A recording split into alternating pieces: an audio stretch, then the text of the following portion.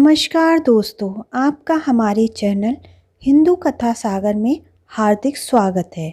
आज हम जानेंगे कि नवरात्रि के दौरान पूजा अर्चना किस प्रकार करें।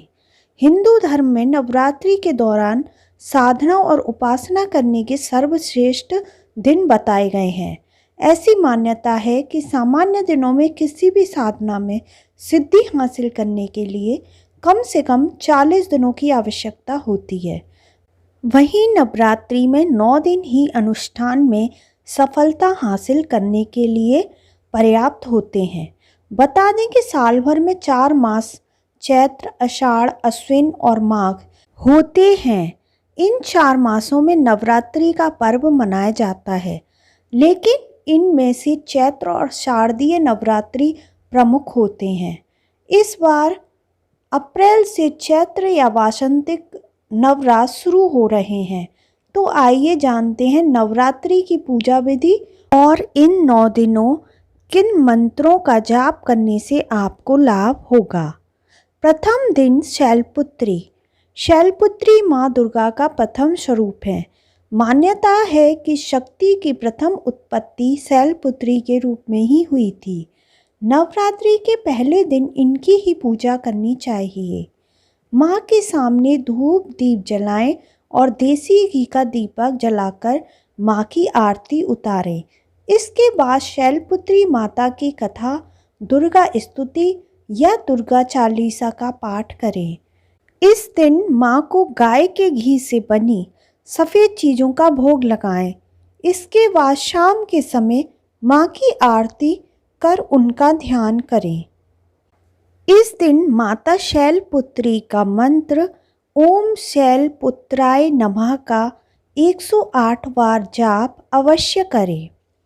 दूसरा दिन ब्रह्मचारिणी।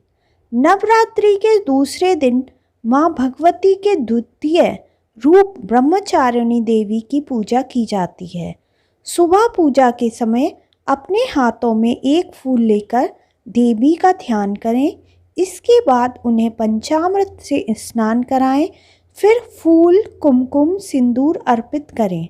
बता दें कि देवी को सफ़ेद और सुगंधित फूल प्रिय हैं। इसके अलावा आप कमल का फूल भी चढ़ा सकते हैं। माता ब्रह्मचारिणी का मंत्र है ओम ब्रह्मचारिण्ये नमः। इसका 108 बार जाप अवश्य करें।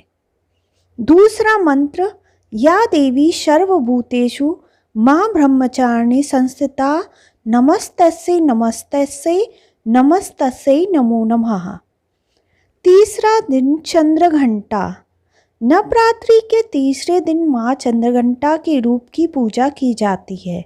सबसे पहले देवी माँ को गंगा जल से स्नान कराया जाता है। फिर उसके बाद धूप दीप, रोली, फूल और फल अर्पित करें।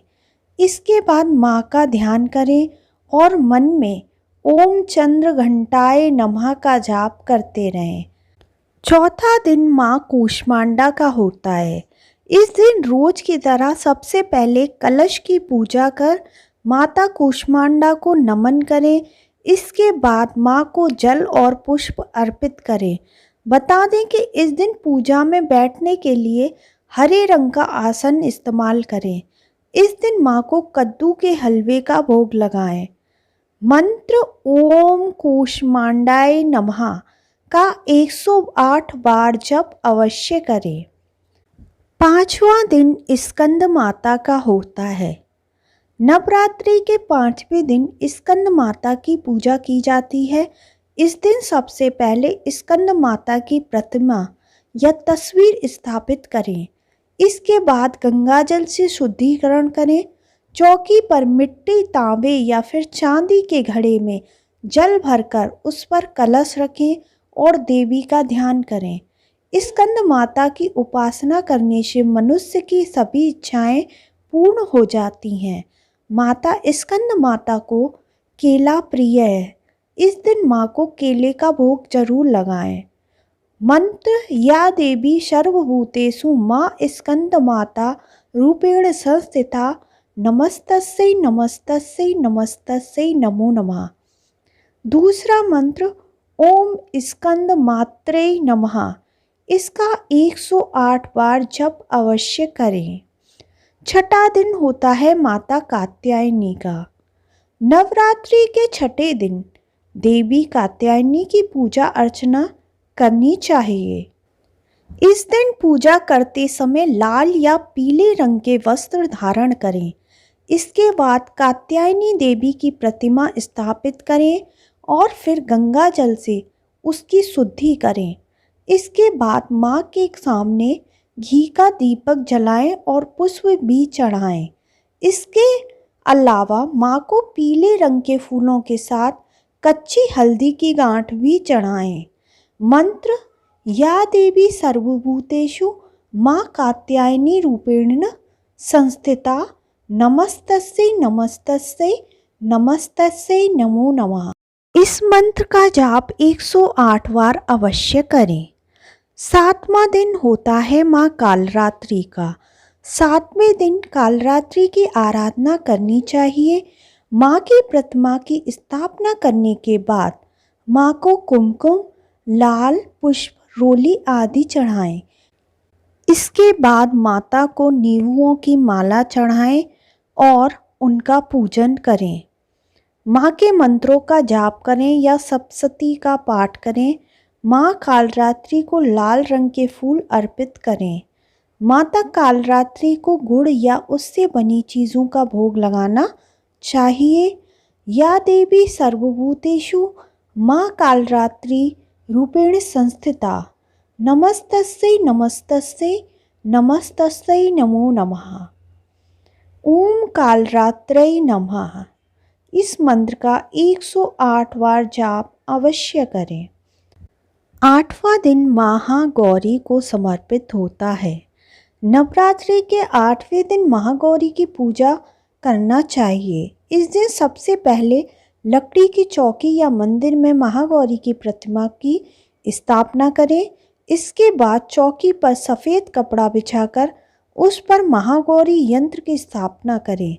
माँ महागौरी की पूजा करते समय पीले या सफ़ेद रंग के वस्त्र धारण कर सकते हैं। महागौरी को हलवा और चने का भोग लगाना चाहिए। इस दिन ओम महागौराय नमः मंत्र का जाप 108 बार करें। 9वां दिन माता सिद्धिदात्री का दिन होता है। माँ जगदम्बा का ये रूप पूर्ण स्वरूप है। पहले दिन जो पूजा अर्चना शैलपुत्री के रूप में की गई थी वे सिद्धिदात्री के रूप पर आकर पूर्ण हो जाती है। इस दिन सबसे पहले कलश की पूजा और पूजा स्थल पर सभी देवी देवताओं का ध्यान करना चाहिए। इसके बाद माता के मंत्रों का जाप कर उनकी पूजा करनी चाहिए। माँ सिद्धिदात्री को मौसमी फल, पूड़ी, खीर, नारियल, चना और हलवे का भोग लगाना चाहिए। मंत्र: या देवी सर्वभूतेषु माँ सिद्धिदात्री रूपेण संस्थिता नमस्तस्यै नमस्तस्यै नमस्तस्यै नमो नमः। दूसरा मंत्र है ओम सिद्धिदात्रे नमः। इस मंत्र का भी 108 बार जाप अवश्य करें। धन्यवाद दोस्तों। अगर आपको हमारा वीडियो पसंद आया तो वीडियो को लाइक अथवा चैनल को सब्सक्राइब अवश्य करें और बेल आइकन को भी अवश्य दबाएं ताकि हमारे आने वाली नई वीडियोस का नोटिफिकेशन आपको समय पर मिल सके। और कमेंट में जय माँ दुर्गे लिखना ना भूलें। धन्यवाद।